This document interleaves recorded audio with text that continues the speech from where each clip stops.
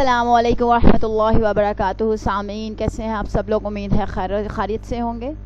جی ہمارا جو سلسلہ ہے سورۃ الابراہیم کا، ہم نے آیت نمبر 22 ختم کی تھی. آج ہم آیت نمبر 21 سے شروع کر رہے ہیں. آیت نمبر 23 سے شروع کر رہے ہیں ہم. ٹھیک ہے، 21 جولائی 2020 ہے اور آج منگل کا دن ہے. آج ہم آیت نمبر 21 سے شروع کریں گے. چلیں شروع کرتے ہیں. بسم اللہ الرحمن الرحیم. شروع اللہ کے نام سے جو بڑا مہربان اور نہایت رحم والا ہے. وَأُدْخِلَ الَّذِينَ، اور داخل کیے جائیں گے وہ لوگ،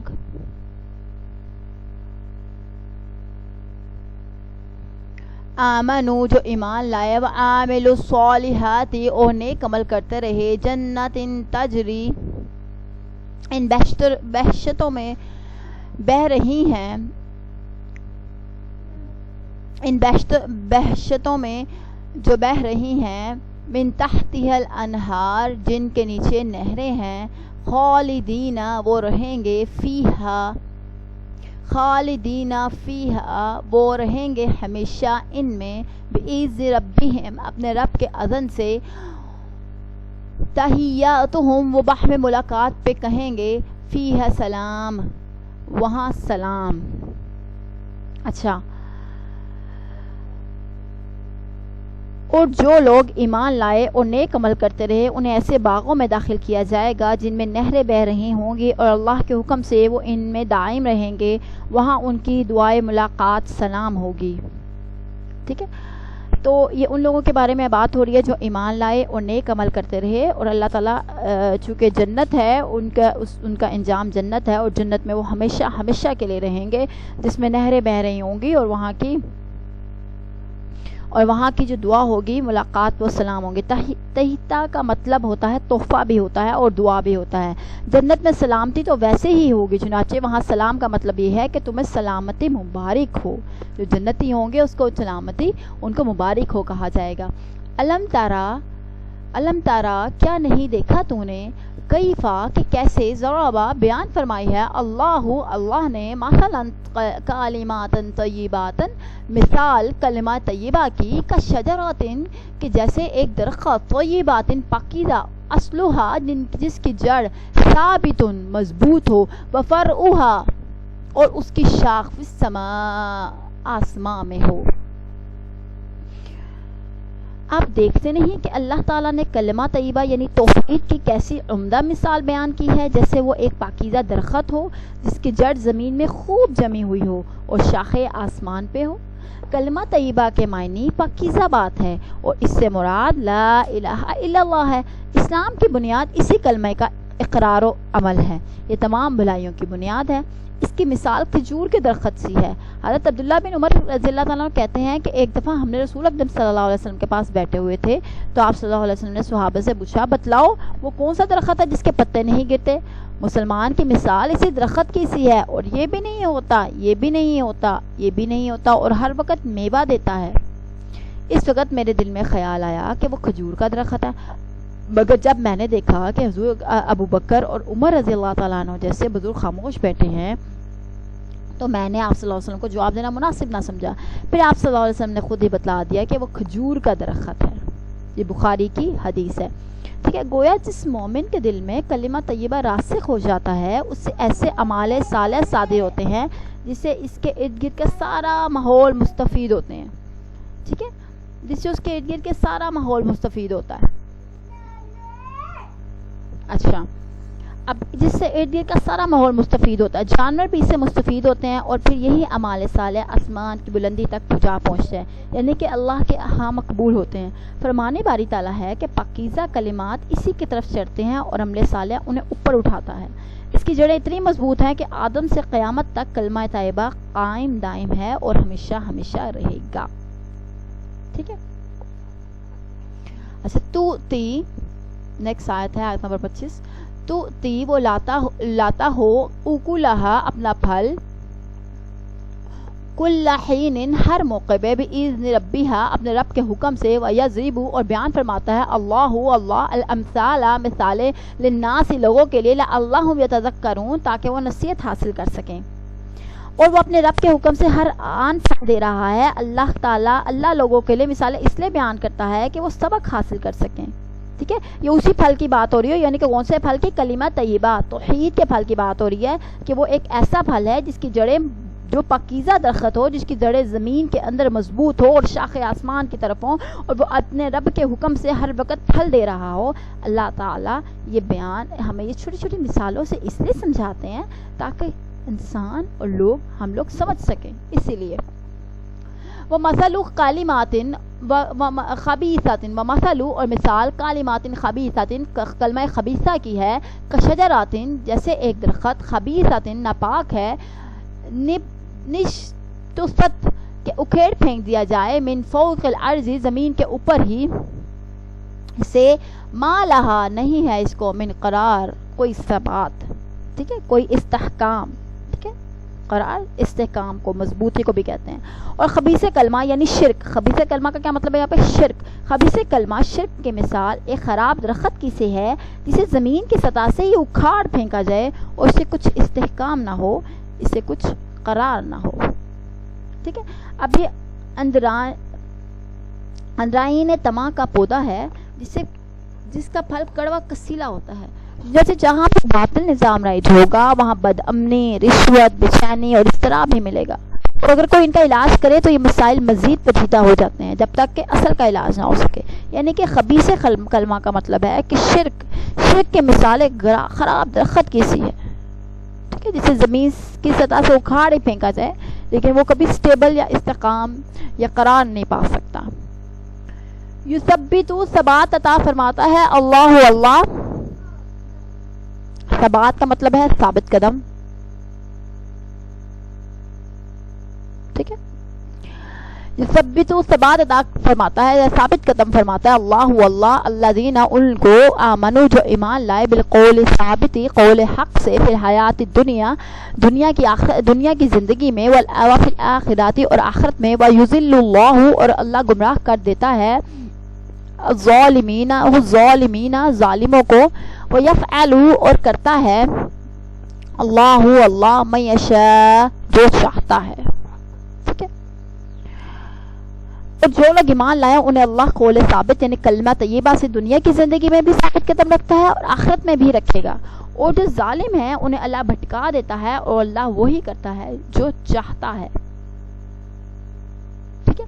کلمہ طیبہ کی برکات یہ ہے کہ مومن دنیا کے مصائب میں بھی حوصلہ ہار کے نہیں بیٹھ جاتا بلکہ ثابت قدم رہتا ہے۔ لا الہ الا اللہ، اللہ کے سوا کوئی معبود نہیں، اللہ کے سوا کوئی ذات کرنے والی ذات نہیں، اللہ کے سوا کوئی کرنے والے، ہر کام ہر چیز اللہ کے حکم سے ہوتی ہے۔ اللہ خالق، اللہ مالک، اللہ رازق، اللہ اگر انسان کو پوری کی پوری دنیا بھی ملک کے نقصان پہنچانا چاہے تو اللہ کے حکم کے بغیر نہیں پہنچا سکتی۔ یہ ایک مومن کا ایمان ہے، ٹھیک ہے۔ کلمہ طیبہ کی برکات ہیں کہ مومن دنیا کے مصائب میں بھی حوصلہ نہیں ہارتا بلکہ ثابت قدم رہتا ہے۔ اس کی مثال یہ ہے کہ اگر کوئی مومن مرض الموت میں بھی گرفتار ہو اور اسے پوچھا جائے کہ آپ کا کیا حال ہے تو اس کا سب سے پہلا جواب یہی ہوتا ہے کہ الحمدللہ، اور یوم قیامت اس کے نیک اعمال مجسم اس کے سامنے آ جائیں گے جس سے وہ ثابت قدم رہے گا، نیز جو حالات وہ دیکھے گا وہ عیبینہ وہی ہوں گے جس پہ اس کا پہلے ہی سے ایمان ہوگا، لہٰذا مزید ثابت قدم ہوگا۔ حضرت براء بن عازب رضی اللہ تعالیٰ عنہ کہتے ہیں کہ آپ صلی اللہ علیہ وسلم نے فرمایا مسلمان سے جب قبر میں سوال ہوگا تو وہ کہے گا اشہد ان لا الہ الا اللہ واشہد ان محمدا عبدہ ورسولہ۔ اس آیت میں قول ثبات سے یہی مراد ہے، ٹھیک ہے۔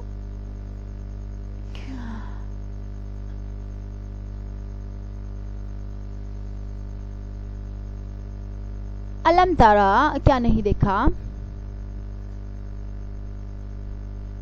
علم تارا کیا نہیں دیکھا، الا الذین کیا دیکھا نہیں تو نے، الا الذین ان لوگوں کو بدل ڈالا جنہوں نے نعمت اللہ کے احسان کو کفرن ناشکری سے، واحلوا اور لا اتارا قومہم اپنی قوم کو دار البوار تباہی کے گھر میں۔ آپ نے ان لوگوں کی حالت پہ غور کیا ہے جنہوں نے اللہ کی نعمت یعنی کہ ایمان کو کفر سے بدل ڈالا۔ اللہ کی نعمت سے مراد ہے کہ ایمان باللہ کی بہت بڑی نعمت ہے۔ شکر ہے ہم آپ مسلمان ہیں، ایمان کی اللہ نے ہمیں ایمان کی دولت سے مالا مال کیا ہوا ہے۔ اللہ کی نعمت، جنہوں نے اللہ کی نعمت یعنی ایمان کو کفر سے بدل ڈالا اور اپنی قوم کو ہلاکت کے گھر اتارا، ٹھیک ہے۔ اب یہاں پہ ان سے مراد سرداران قریش ہیں جنہوں نے اللہ اور اس کے رسول سے دشمنی اختیار کی اور اس طرح نبی رحمت کی بعثت کا نعمت کا کفران کیا اور جنگ بدر میں ہلاکت کی راہ اختیار کی. تاہم مفہوم کے اعتبار سے یہ آیت بھی عام ہی ہے. ٹھیک ہے. جہنم دوزخ یصلونہا داخل ہوں گے وہ اس میں وبئس القرار اور وہ بدترین ٹھکانہ ہے.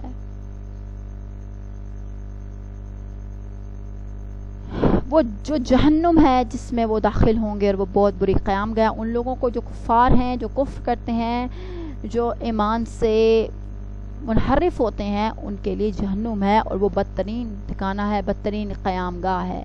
وجعلوا اور مقرر کیے انہوں نے للہ اللہ کے اندادن شریک لیضلوا تاکہ گمراہ کریں عن سبیلہ اس کے راستے سے. قل کہہ دو تمتعوا کہ فائدہ اٹھا لو فإن پھر یقیناً مصیرکم الی النار تمہارا لوٹنا دوزخ کی طرف ہے. انہوں نے اللہ کے کئی شریک بنا ڈالے تاکہ لوگوں کو اس کی راہ سے بھٹکا دیں. کہیے مزے اڑا لو, آخر تمہیں جہنم کی طرف ہی لوٹنا ہے. یہ کفاران مکہ کی بات ہو رہی ہے کہ جنہوں نے اللہ تعالیٰ کے شریک ٹھہرا ڈالے, بتوں کی پوجا کرتے, مختلف چیزوں کی پوجا کرتے. حضرت ابراہیم کی قوم چاند کی, سورج کی قوم پوجا کرتے وہ لوگ. ٹھیک ہے. تو اللہ کے کتنے شریک ٹھہرا دیے, لوگوں کو بھٹکانے کے لیے شریک ٹھہراتے ہیں نا سارے. تو اللہ تعالیٰ فرمانا ہے کہ مزے اڑا لو, آخر تمہیں جہنم کی طرف ہی لوٹنا ہے. ایسے سب لوگوں کا, جو کفار کا, جو شرک کا, ان سب لوگوں کا ٹھکانہ جہنم ہے. قل کہہ دو لعبادیہ میرے ان بندوں سے اللہ دینا جو ایمان لائے یقیموا الصلاۃ کہ نماز قائم کرے وینفقوا اور خرچ کرتے رہے مما رزقناہم اس میں سے جو ہم نے انہیں رزق دیا ہے, جو ہم نے انہیں دیا ہے, سرًا پوشیدہ وعلانیۃ اور علانیہ من قبل اس سے بیشتر ان یاتیہ کہ آ جائے یوم وہ دن لا بیع فیہ ولا خلال نہ کام آئے سودا جس میں اور نہ دوستی. اچھا اے نبی میرے ان بندوں کو جو ایمان لائے ہیں کہہ دیجیے کہ وہ صلاۃ قائم کریں اور جو کچھ ہم نے انہیں دے رکھا ہے اس میں سے خفیہ اور اعلانیہ خرچ کیا کریں قبل اس کے کہ وہ دن آ جائے جس میں نہ خرید و فروخت ہوگی اور نہ دوستی کام آئے گی. اس میں اس دن سے مراد یوم قیامت کا دن ہے کہ اللہ تعالیٰ اپنے بندوں سے جو ایمان لایا ان سے اللہ پاک فرماتے ہیں کہ تم نماز قائم کرو اور خرچ کرتے رہو اللہ کی راہ میں. یہ بھی اللہ تعالیٰ نے ہر قسم کی ہمیں گائیڈ لائن دی ہوئی, ہر قسم کا اللہ تعالیٰ نے ہمیں چیزیں بتائی ہوئی کہ خرچ کریں اور پوشیدہ بھی خرچ کریں اور اعلانیہ بھی خرچ کریں. آپ چھپ کے بھی اللہ کے راستے میں دیں اور اعلان بھی دیں. چھپ کر اس لیے دیں کہ آپ کے اور اللہ کے سوا اس کو کوئی نہ جانے, اور اعلانہ اس لیے دے کہ ہو سکتا ہے کہ کوئی اور دیکھے تو اس کو بھی اللہ تعالیٰ توفیق عطا فرما دے. اللہ الذی اللہ وہ ہے خلق السماوات والارض جس نے پیدا کیا آسمانوں کو اور زمین کو. وانزل من السماء نازل فرمایا آسمان سے ماء پانی فاخرج پھر نکالا بھی اس سے من الثمرات پھلوں کا رزق لکم تمہارے لیے. وسخر لکم اور زیر فرمان کیا تمہارے لیے فلکا جہازوں کو لتجریہ تاکہ وہ چلیں فی البحر سمندر میں بامرہ اس کے حکم سے. وسخر اور زیر فرمان کیا لکم الانہار تمہارے لیے ان نہروں کو. اللہ وہ ہے جس نے آسمان اور زمین کو پیدا کیا. وہ آسمان سے پانی برسایا پھر اس پانی سے تمہارے کھانے کے پھل پیدا کیے. نیز تمہارے لیے کشتی کو مسخر کر دیا کہ اس کے حکم سے سمندر میں رواں ہو اور دریاؤں کو بھی تمہارے لیے مسخر کر دیا. اللہ نے دنیا کی ہر چیز کو اللہ نے انسان کی خدمت پہ لگا دیا. اللہ نے انسان کو اشرف المخلوقات بنا کے بھیجا. ٹھیک ہے. اللہ نے انسان کو زمین میں یہ آسمان یہ جو پانی برساتے ہیں یہ اللہ کے حکم سے انسانوں کے لیے برساتے ہیں. کیوں؟ کیونکہ ان سب چیزوں سے لنک, سارے پانی سے لنک انسان کے کھانا پھلوں کا اور اناج کا سب چیزیں اسی وجہ سے بنتی ہیں. تو اللہ نے دنیا کے ہر چیز کو, اس نظام کائنات کو, ہر چیز کو دنیا میں اللہ نے انسان کی خدمت کے لیے لگا دیا. اور اللہ ہم سے صرف کیا چاہتے ہیں؟ بندگی صرف. اور اللہ ہم سے صرف بندگی چاہتے ہیں. وسخر اور زیر فرمان کیا یہ مسخر کیا لکم تمہارے لیے لکم الشمس تمہارے لیے سورج والقمر اور چاند کو لائبین کہ دونوں ایک ڈگر پہ چل رہے ہیں وسخر اور زیر فرمان کیا یہ مسخر کیا لکم تمہارے لیے لکم اللیل تمہارے لیے رات کو والنہار اور دن کو اور تمہاری خاطر سورج اور چاند کو کام پہ لگا دے جو لگاتار چل رہے ہیں اور رات اور دن کو بھی تمہاری خاطر کام پہ لگا دیا. ٹھیک ہے اللہ تعالیٰ نے ہر چیز کو جس میں ابھی ہم نے بات کی کہ اللہ نے چاند کو سورج کو زمین کو آسمان کو اللہ نے دن کو رات کو اللہ نے ہر چیز کو ہمارے لیے مسخر کر دیا. رات اللہ نے ہمارے سکون کے لیے بنائی دن اللہ نے ہمارے کام کے لیے بنائے اور اللہ نے ہر چیز کو ہمارے لیے بنایا ہے. الحمدللہ رب العالمین. اللہ تعالیٰ ہم سب کو شکر کرنے کی توفیق عطا فرمائے. آپ بھی کوشش کیا کریں کہ ہر بات پہ الحمدللہ رب العالمین ایک تسبیح الحمدللہ رب العالمین کی پڑھ لیا کریں. شکر ہے اللہ کا اس کی رحمتوں کا اللہ کی رحمتوں کا اللہ کی برکتوں کا اللہ کا شکر ہے اللہ نے جو ہمیں نعمتیں عطا کی ہیں. وَآتَاكُمْ اور عنایت کی تم کو من کلی ہر چیز ما سألتمہ جو مانگی تم نے اس سے وَإِن تَعُدُّوا اور اگر تم گننے لگو نعمت اللہ اللہ کی نعمتوں کو لا تحصوها تو نہ کر سکو گے ان کا احاطہ. ان الانسان بے شک انسان لظلوم کفار بڑا ہی بے انصاف نا شکرہ ہے.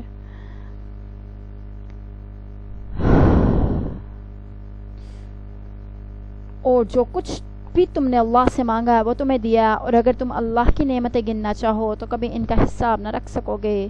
انسان تو ہے ہی بے انصاف و ناشکرہ. ٹھیک ہے اللہ تعالیٰ نے انسان کو دنیا میں بھیجا اسے اشرف المخلوقات بنا دیا. ہر وہ چیز جس کی اسے طبعی طور پر ضرورت تھی یا آئندہ ضرورت پیش آنے والی تھی بن مانگے ہی اللہ نے عطا کر دی. اللہ تعالیٰ کی نعمتیں اس کثرت سے ہیں کہ فی الواقع اگر بنین و انسان مل کر بھی بیٹھ جائیں اور ان کا شمار کرنے لگے تو شمار نہیں کر سکتے.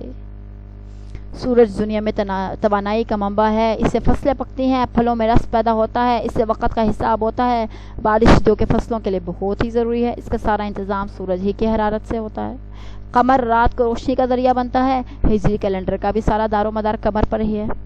ٹھیک ہے یعنی کہ دنیا کا آخری کونا جو ناروے ہے وہاں پہ سورج 2 مہینے سورج نہیں ڈوبتا اور 2 مہینے سورج نکلتا ہی نہیں ہے. تو وہاں پہ اللہ تعالیٰ نے ان لوگوں کے لیے سورج کو بنایا ہے. ٹھیک ہے کیونکہ وہ لوگ جب 2 مہینے سورج نہیں نکلتا ان کے تو وہ چاند سے حساب لگاتے ہیں دن اور رات کا. جب سورج غروب نہیں ہوتا تب بھی وہ چاند سے دن اور رات کا حساب لگاتے ہیں نمازوں کا حساب لگتا ہے. سبحان اللہ اللہ کی شان ہے اللہ کی قدرت ہے یہ ہے کہ قمر کو اللہ نے روشنی کا ذریعہ بنایا اور ہجری کیلنڈر کا سارا دار و مدار بھی قمر پر ہی ہے. ہمیں مہینہ ماہ و سال کا قمر سے چاند سے پتہ لگتا ہے نا ہجری کیلنڈر کا کہ یہ کون سا ہے ذی الحج ہے ذی القعد ہے. اب یہ ذی القعد ختم ہو رہا ہے ذی الحج آنے والا ہے. ٹھیک ہے دن کو کام کرنے کے لیے روشن بنا دیا اللہ نے اور رات کو آرام کے لیے کیونکہ کام کرنے کے لیے روشنی کی ضرورت ہوتی ہے تو اللہ نے دن کو روشنی بنا دیا. اللہ نے فرمایا دن میں کام کریں اور رات کو آرام کے لیے اللہ نے بنا دیا کہ ہم سکون سے رات کو سوئیں. کشتی اور سمندر کو لمبے لمبے سفروں اور بوجھل سامان اٹھانے کے لیے اللہ نے مسخر کر دیا. پانی کے اوپر جو کشتی چلتی ہے وہ اللہ کے حکم سے ہی چلتی ہے. اتنا سامان اٹھا کے لا رہے ہیں لے جا رہے ہیں تو اللہ نے ہمیں سمندر کو بھی مسخر کر دیا انسان کے لیے. ان سب نعمتوں کے باوجود انسان کا رویہ ناشکری کا ہی ہوتا ہے. کہیں تو ویسے ہی کھرا کھرا اللہ اور اس کی نعمتوں کا انکار کر دیتے ہیں اور سب کچھ فطرت کے کھاتے میں ڈال دیتے ہیں. باقی جو اللہ کی قدرت تسلیم کرتے ہیں ان میں سے بھی زیادہ تر اس میں شریک ٹھہراتے ہیں. تو ہم نے سب سے پہلے کوشش کرنی ہے کہ اللہ کا شریک نہیں ٹھہرا کسی بھی طریقے سے کسی بھی طرح. ٹھیک ہے اور ہم نے کیا کرنا ہے اللہ تعالیٰ سے شکر ادا کرنا. ہر چیز میں اللہ کا شکر. ایک ہم نے جو پچھلے آیت میں پڑھا بھی تھا کہ اگر یہ ساری کی ساری دنیا اور یہ سارے لوگ جو اس زمین پہ ہیں جو اس زمین پہ سارے کے سارے لوگ تم لوگ مل کے بھی اللہ کے ناشکری کرو تو بھی اللہ اس سب چیزوں سے بے نیاز ہے. اللہ کو اس سے کسی بھی چیز سے کوئی فرق نہیں پڑتا. اللہ ہم سب کو شکر گزار بندوں میں سے بنا لے. وَإِذْ قَالَ ابراہیم اور جب کہا ابراہیم نے رَبِّ اجْعَلْ میرے رب بنا دے هَذَا الْبَلَدَ اس شہر کو آمناً امن کی جگہ وَاجْنُبْنِي اور بچا مجھے وَبَنِيَّ اور میری اولاد کو وَبَنِيَّ أَن اور میری اولاد کو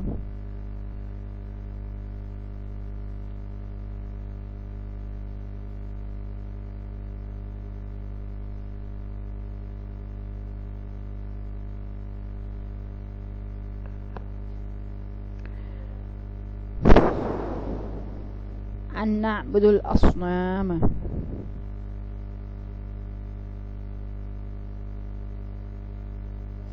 أن نعبد الأصنام، مجھے اور میری اولاد کو کہ ہم پرستش کرنے لگیں بتوں کی۔ اور یاد کرو جب ابراہیم نے دعا کی ہے میرے رب اس شہر مکہ کو پرامن بنا دے اور مجھے اور میری اولاد کو بھی اس بات سے بچائے رکھنا کہ ہم اصنام کی عبادت کریں، ٹھیک ہے، اصنام کی یعنی کہ بتوں کی عبادت کرنے لگیں، ٹھیک ہے۔ تو مشرکین مکہ حضرت ابراہیم علیہ السلام کو اپنا امام قرار دیتے ہیں، ٹھیک ہے، اپنا امام قرار دیتے تھے۔ مشرکین مکہ، نبی اکرم صلی اللہ علیہ وسلم کے دور میں جو مشرکین مکہ تھے وہ حضرت ابراہیم کو اپنا امام قرار دیتے تھے جنہوں نے شہر مکہ کو آباد کیا تھا۔ چنانچہ انہیں حضرت ابراہیم کے بارے میں اللہ پاک بتا رہے ہیں کہ وہ شرک سے کس قدر بیزار تھے کہ انہوں نے خود یہاں دعا کی تھی، اللہ اس شہر کو پرامن بنانا اور یہاں پہ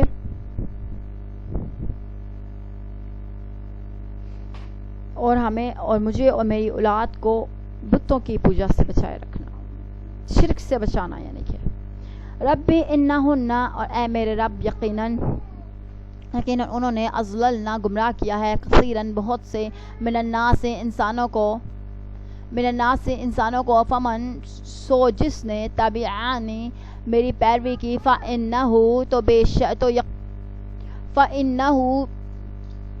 تو یقیناً منی وہ میرا ہے، ومن اور جس نے عصانی میری نافرمانی کی، فإنک تو بے شک، غفور رحیم تو بخشنے والا مہربان ہے، ٹھیک ہے۔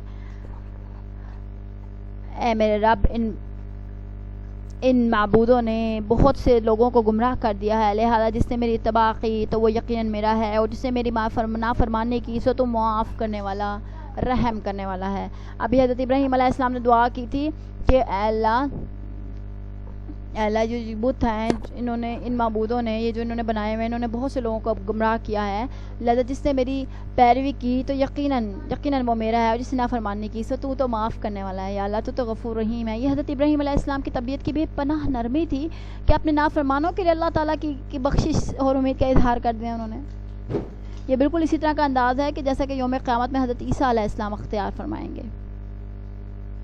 ربنا، اے ہمارے رب، ربنا اے ہمارے رب، انی بے شک، اسکنتو میں نے بسایا، من ذریاتی اپنی اولاد کو، بوادن ایک وادی میں، غیر ذی زرع جہاں کھیتی نہیں ہے، عند بیتک تیرے گھر کے نزدیک، محرمی جو عزت والا ہے، ربنا ہمارے رب، لیقیموا الصلاۃ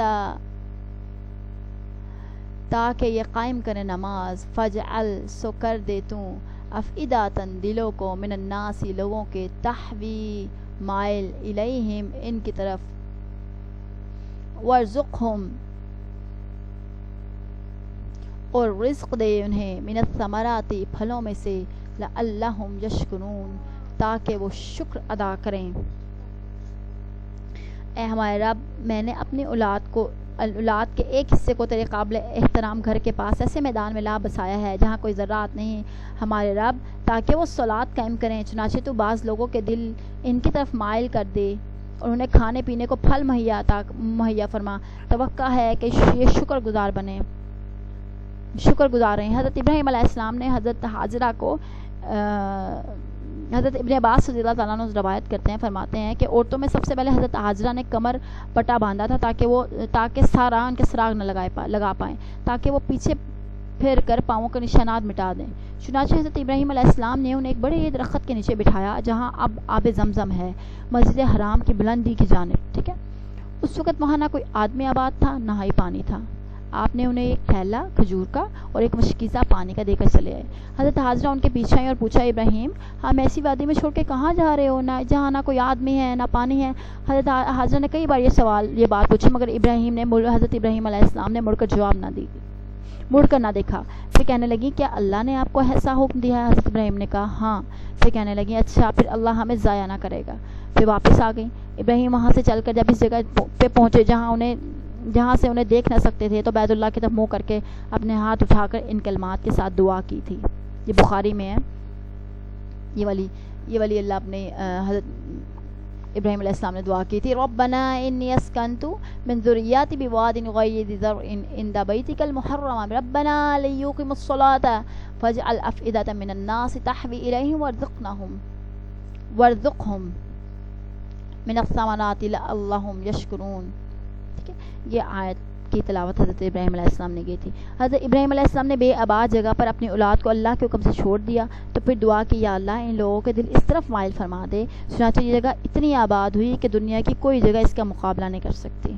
حضرت ابن عباس رضی اللہ تعالیٰ عنہ کہتے ہیں کہ آپ نے بعض لوگوں کو کے دل مائل کرنے کی دعا کی کہ اگر کہیں آپ سب لوگوں کے دلوں کے مائل کرنے کی دعا مانگتے تو اس قدر بھرمار ہو جاتی کہ رہنے کو جگہ ہی نہ ملتی. اور دیکھیں یہ دعا بھی ایسی قبول ہوئی کہ کیا زرعی علاقہ ہونے کے باوجود دنیا بھر کا پھل وہاں ملتا ہے، دنیا بھر کا پھل وہاں پہ ملتا ہے. ٹھیک ہے، اللہ انہوں نے اپنے اللہ سے دعا جو مانگی تھی اور اللہ تو سمیع علیم ہے. ربنا ہمارے رب انکا یقیناً تعلم تو جانتا ہے ما نخفی جو ہم چھپاتے ہیں وما نعلن اور جو ہم ظاہر کرتے ہیں وما یخفا اور نہیں چھپی ہوئی اللہ سے من شیء کوئی چیز فی الارض زمین میں ولا فی السماء اور نہ آسمان میں. اے ہمارے رب ہم جو کچھ خفیہ رکھتے ہیں اور ظاہر کرتے ہیں تو سب جانتا ہے، ارض و سما میں کوئی چیز ایسی نہیں جو اللہ سے چھپی ہوئی ہو. ٹھیک ہے، اللہ تو سب کچھ جانتے ہیں، اللہ سے تو کوئی چیز بھی چھپی ہوئی نہیں ہے.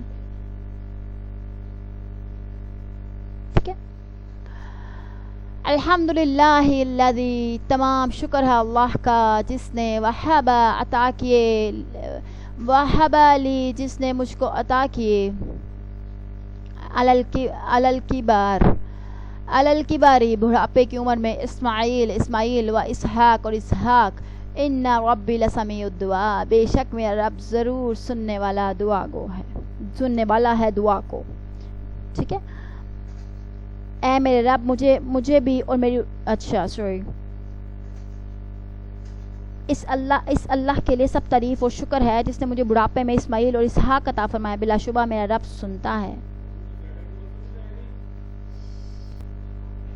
اچھا،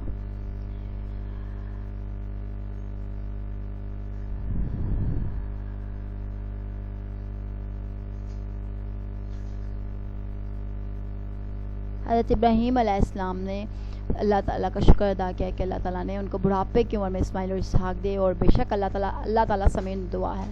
اور یہ بات حقیقت ہے کہ اللہ کی ذات سمیع دعا ہے، اللہ کی ذات سننے والی ہے، دعا کو سننے والی ہے. ربی جعلنی میرے رب بنا تو مجھ کو مقیم الصلاۃ نماز قائم کرنے والا ومن الذریتی اور میری اولاد کو بھی. ربنا ہمارے رب وتقبل دعا اور قبول فرما میری دعا. ٹھیک ہے، اے ہمارے رب مجھے، میرے والدین اور جملہ مومنوں کو. اچھا، یہاں پہ اے میرے رب مجھے بھی اور میری اولاد کو بھی صلاۃ قائم کرنے والا بنا. ہمارے رب میری یہ دعا قبول فرما. یہ وہ دعا ہے جو ہم پڑھتے ہیں ربی جعلنی مقیم الصلاۃ ومن ذریتی ربنا وتقبل دعا. ٹھیک ہے، تو اے میرے رب مجھے بھی اور میری اولاد کو بھی صلاۃ قائم کرنے والا بنا. اے ہمارے رب میری یہ دعا قبول فرما. ربنا اغفر لی ہمارے رب مغفرت فرما میری والی دیا اور میرے ماں باپ کی وللمؤمنین اور مومنوں کی یوم یقوم الحساب اس دن جب قائم ہوگا حساب. ٹھیک ہے، اے ہمارے رب میرے والدین اور جملہ مومنوں کی اس دن معاف فرمانا جب جس دن حساب لیا جائے گا. حضرت ابراہیم علیہ السلام نے اپنے والد کو بھی اپنی دعا میں اس سے شامل کر لیا کہ وہ اس کا وعدہ کر چکے تھے، تاہم جب انہیں واضح ہو گیا کہ وہ اللہ کا دشمن ہے تو پھر برات کا اظہار کر دیا. ٹھیک ہے، اللہ پاک نے حضرت ابراہیم علیہ السلام کے جو والد تھے چونکہ وہ بھی مسلمان نہیں تھے، وہ بھی کافر تھے، منکرین میں سے تھے، تو حضرت ابراہیم علیہ السلام نے ان کے لیے بھی لیکن دعا مانگی تھی. یہ وہ دعا ہے جو ہم نماز میں پڑھتے ہیں رب اجعلنی مقیم الصلاۃ ومن ذریتی ربنا وتقبل دعا ربنا اغفر لی ولوالدی وللمؤمنین یوم یقوم الحساب. ٹھیک ہے، اس میں مطلب ہم نماز میں پڑھتے ہیں تو اس میں بھی ہم اپنے لیے اور اپنی اولاد کے لیے بھی دعا مانگ سکتے ہیں. یعنی کہ یہ تو حضرت ابراہیم علیہ السلام کی دعا ہے. ٹھیک ہے، جس میں ہم کیا دعا مانگتے ہیں، اے میرے رب مجھے اور میری اولاد کو بھی صلاۃ قائم رکھنے والا بنا. ہمارے رب یہ دعا قبول فرما، اے ہمارے رب مجھے، میرے والدین اور جملہ مومن کو اس دن معاف فرمانا جس دن حساب لیا جائے گا۔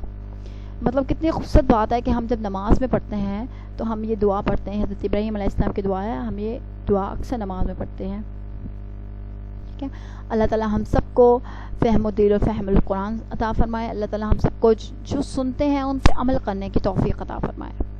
جی سامعین، یہ تھی آج کی ہماری آج ہم نے آیت نمبر 41 ختم کی ہے سورۃ الابراہیم کی۔ انشاءاللہ ہماری اب نیکسٹ ملاقات ہوگی، اگلی ویڈیو میں ہم ملاقات کریں گے انشاءاللہ۔ اپنا بہت سا خیال رکھیے گا، ٹیک کیئر، اللہ حافظ۔